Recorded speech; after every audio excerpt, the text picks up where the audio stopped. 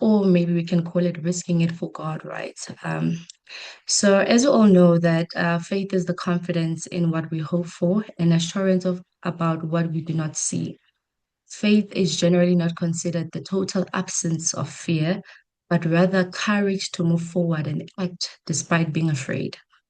While fear is a natural human emotion, faith serves as the strength to overcome it. It is choosing to trust God even when faced with uncertainty or danger. Faith is rather doing it afraid or moving forward rather than waiting for fear to vanish.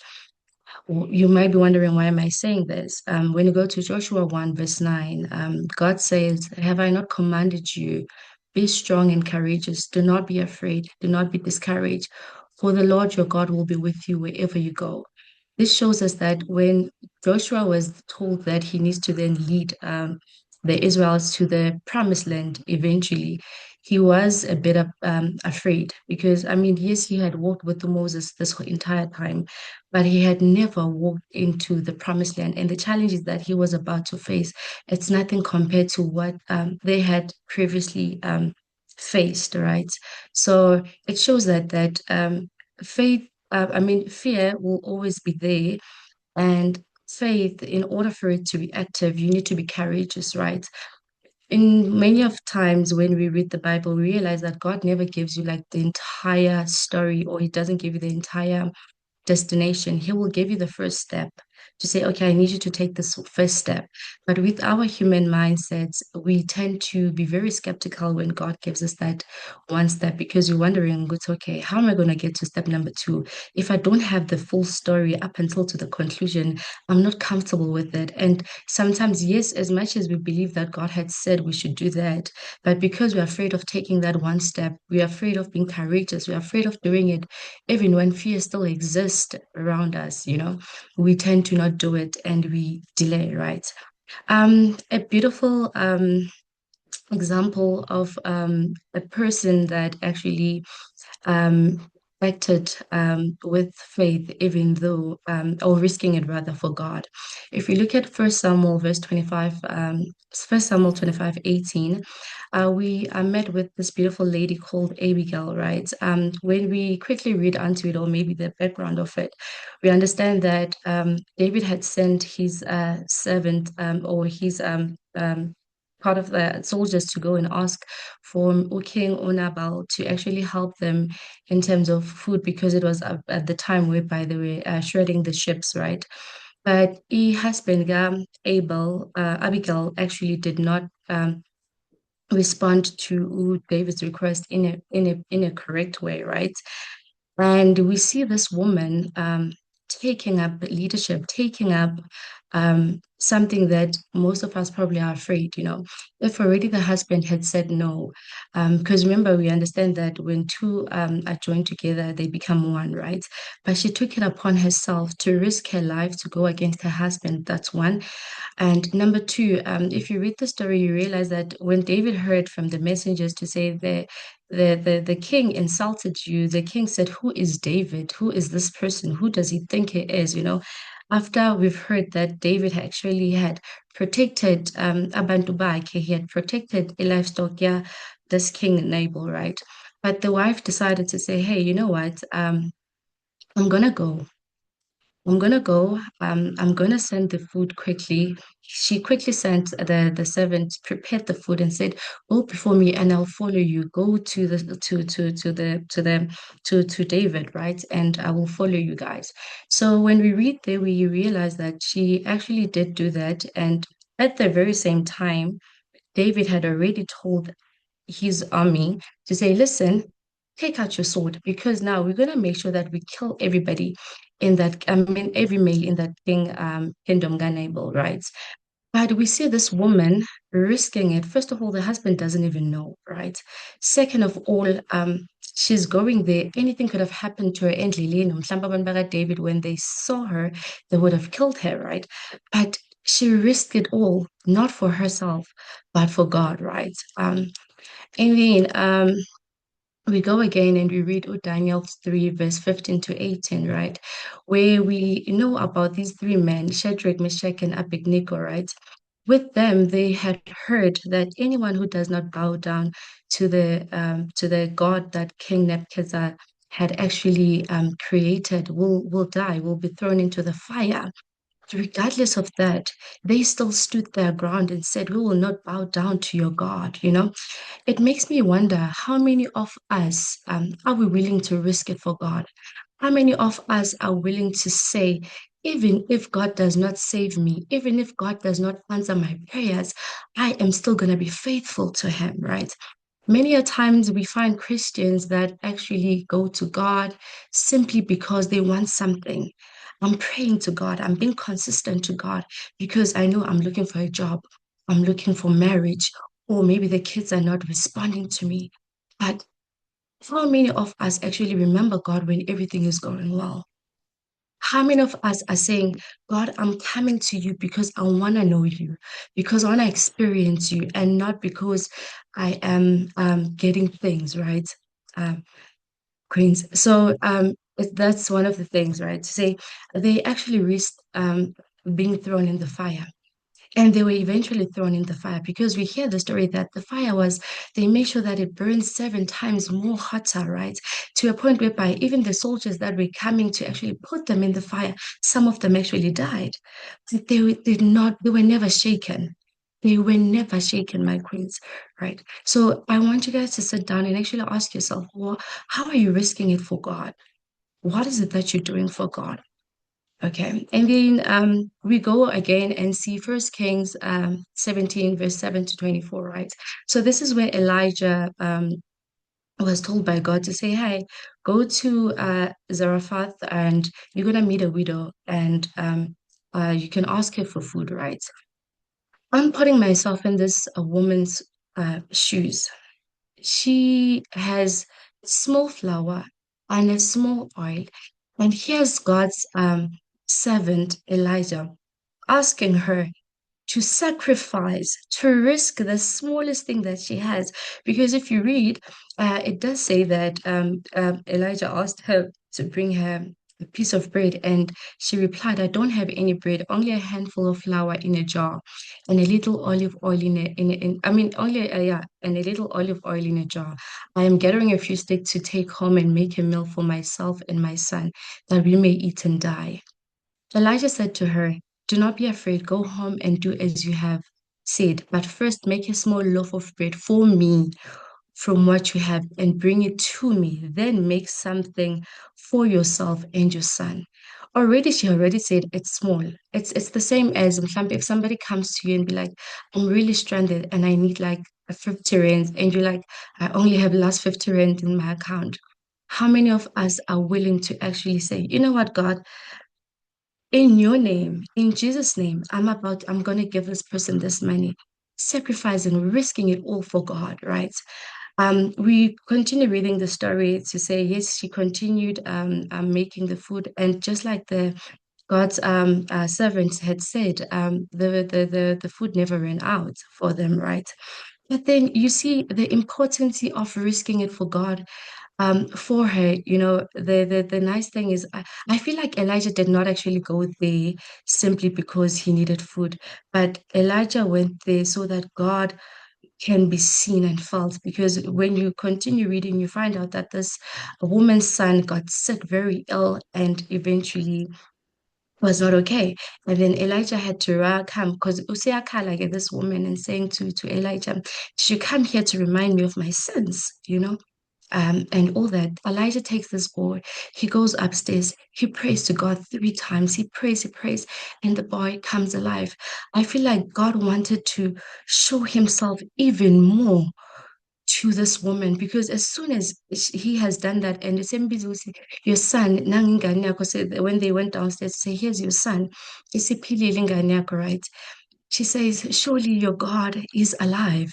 You know, as much as she did it, but I don't think she really fully understood ukuthi me helping this servant is not me just helping this servant, but it is me risking it all for God, right? We go to James 2, verse 18 to 25. I'm just gonna not read all of it, but I'm just gonna like paraphrase on it. Verse 14 says, "What good is it, my brothers and sisters, if someone claims to have faith but has no deeds? Can such faith save them? Suppose a brother or a sister is without clothes and daily food. If one of you says to them, 'Go in peace, keep warm and well fed,' but does nothing about their physical need, what good is it?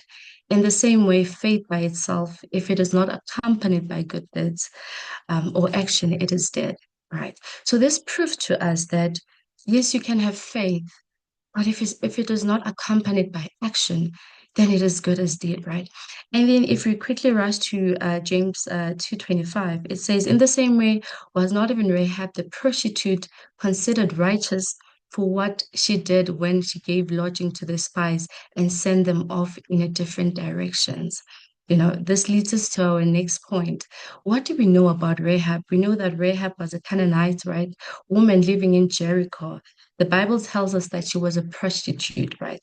Umuntu obehamba ethengisa umzimba, and we do not know why she did that. We understand that she also lived in her own home, built into the wall of the city, right? So when you further read, you realize that Rahab took a chance and hid these men on her roof and sent the soldiers away. So they came to her, and then wabafihla erofini yakhe. The soldiers came as well. They were like, we were told that there were two men that actually came here to spy on this land. And she's like, yes, I saw them, but I don't know where they went. But if you run after them, surely maybe you guys might find them. So you know what we get from this point? When when she did that, she put herself in a risk.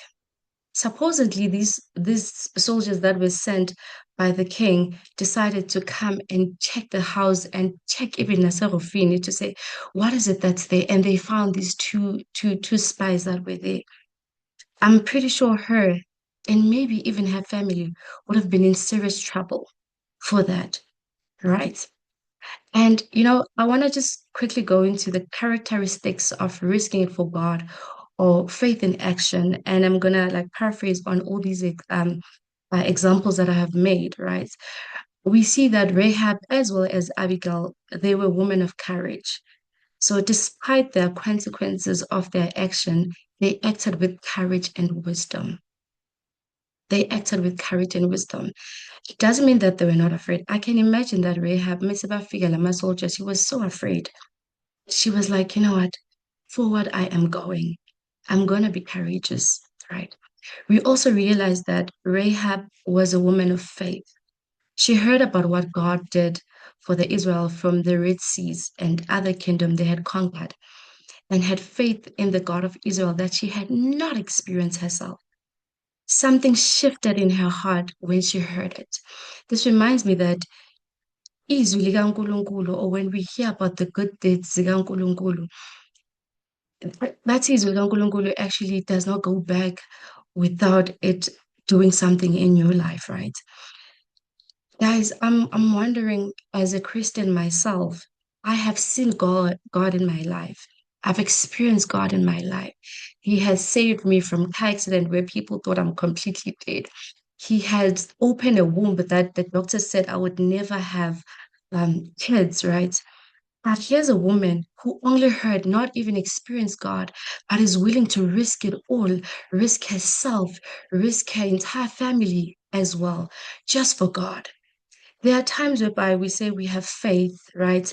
And when we are faced with a certain situation, we then tend to have a very not so much faith in God.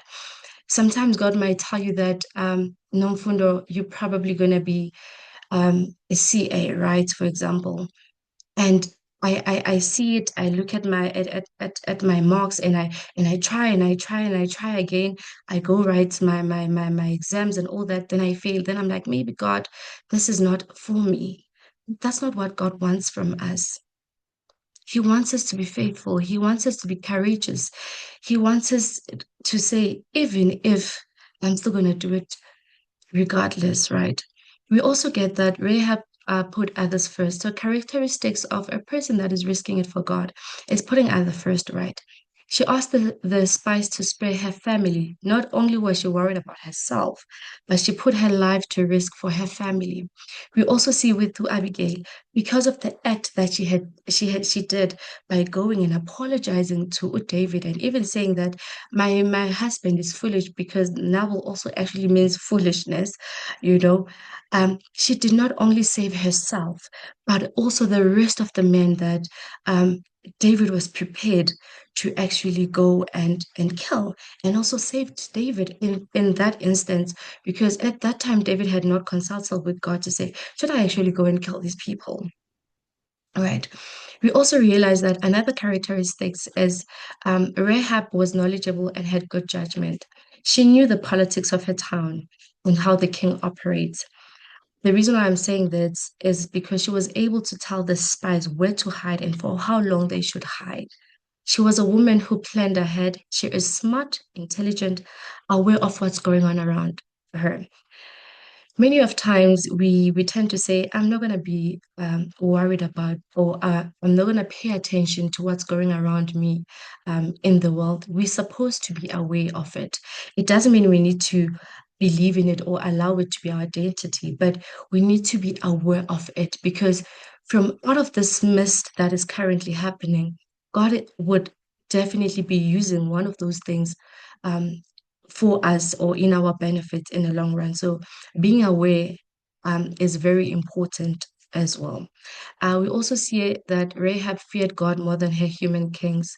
We can also say that with Abigail. We can also say that with Shadrach, Meshach, and Abednego, that they feared God more than any human king, more than any earthly king. They were willing to say, this risk, I'm probably going to pay the highest price, but it's okay. It's okay because I know the kind of God that I am actually risking it all for. And then we also realize that Rahab was the woman of her words. She did not turn in the spies that she had hidden. And she already told them, it's okay, guys, I'm banning Paya for 3 days, and after 3 days, you guys can go. She kept her word. She kept her word. And also, we understand that Rahab also knew how to follow instructions, right? Because the spy said, please gather your family and hang a scarlet cord from the window to mark your home, right? And she did that. She gathered her family, she hung the scarlet as instructed. How many of us has God instructed us to do something, but we have never done it? Or God has told us to do something, we're like, no, maybe I shouldn't do it this way, I should do it the other way. Shambe, let's say you're taking a flight are you going to Durban, and God is like, no, don't take a flight. Drive to Durban. And you're like, hey, God, at least the destination is still Durban. Let me fly. But you do not know why God said you should drive to Durban. Hlampe, he saw something. Hlampe, there was going to be a plane crash. Hlampe, that something bad was going to happen. But God is like, I need you to actually walk or drive to Durban. Or even if Hlampe, nothing bad is going to happen. But what if God actually said, there's a servant, Tammy, that I need you to walk past and actually help. But because we do not follow instructions, we do not follow instructions. We see Moses when God said, speak to the rock, and Moses decided to strike the rock, right? Yes, the water came, but he did what God did not ask him to do. He did not follow instructions, right? We also get that Rahab was a woman of, she had influence, right? She was able to convince her family to actually come into a house for their safety, right? You know, I'm wondering if somebody were to come to me about probably a something that or a king that I've never heard of or I've only heard of Iwan, and say, hey, the king is gonna come and take over this place. Please come here and stay with me. Because remember, they never told her for how long will she need to stay in the house or when that will happen, where they will come and actually take over the land, right? So imagine now they're all telling me, hey, Isa, come this side, let us all sit here. I'll probably be thinking, hey, I've got a life. Now you want me to stop the life. But it shows us that she had influence, right? She was a woman of influence. Rahab feared the Lord based on what she heard. This reminds us of Proverbs 9, verse 10. It says, the fear of the Lord is the beginning of wisdom and knowledge of the Holy One. Rahab knew what was coming for the Lord had been working on her heart. She knew that the Lord had already given them the city and chose to partner with the Lord, not for her benefit alone, but for her entire benefits. So when we continue reading, right, and about this wonderful woman, Rahab, we actually find out, Uguti, uh, based on what Rahab did, somewhere along the line, Rahab is now part of the lineage of Messiah, right? Which is Jesus Christ, right? Because we realize that when you read Matthew's 1 5, it tells us that, or she's mentioned that she is Umamaga Boaz, right? And then we know after Boaz, there was David, Solomon, and then the rest, the history followed itself to Joseph being Jesus' earthly father. Imagine from a woman who was a prostitute, who was not even a believer of God, who was a Gentile, to literally being mentioned when they are actually showing us the ancestral lineage that Jesus Christ. Guys, what a wonderful God that we praise.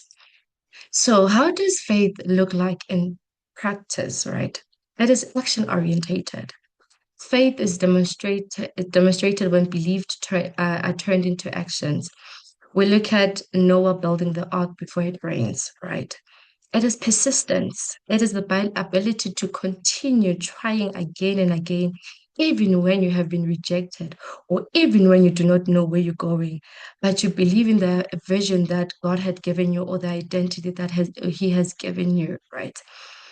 It is being obedient and risking. It involves making difficult choices to follow God's will, even when it means leaving familiarity. We see Rahab risking it all. We see Abraham also risking it all when God told Abraham to say, "Hey, listen, I need you to leave the place and go to a place that I will show you." God did not show Abraham where he was going. The only time that God eventually revealed to Abraham, it was when Abraham took an action and decided to say, "Listen, God said I should move." So he started packing. He started packing. He started gathering things. He started walking. And God kept on leading him, showing him one step at a time, one step at a time, one step at a time, up until, right? And in my conclusion, I wanna remind you guys that when you're risking it for God, in most cases, you're not the only one that benefits, but it is your family, it is your generation, it is the nation, it's not only you, it's a lot of people that are impacted by you being obedient to God, by you risking it all for God. Rahab is a good example that we should be courageous and faithful to our God, even when the price is high. God is always in control. Bazalwane. God is always in control. It also shows us that no past is too bad, no mistake is too big to keep God from using us. Guys, her lineage led to the birth of the Messiah. You know, bold faith happens when we learn to take risk for God. So I would like to leave you with these few questions. What risk are you taking for God? How are you trusting God with the little that you have? Be it money, be it your time, be it food, be it your kindness. You know, God is not moved by sad stories, but he is moved by faith.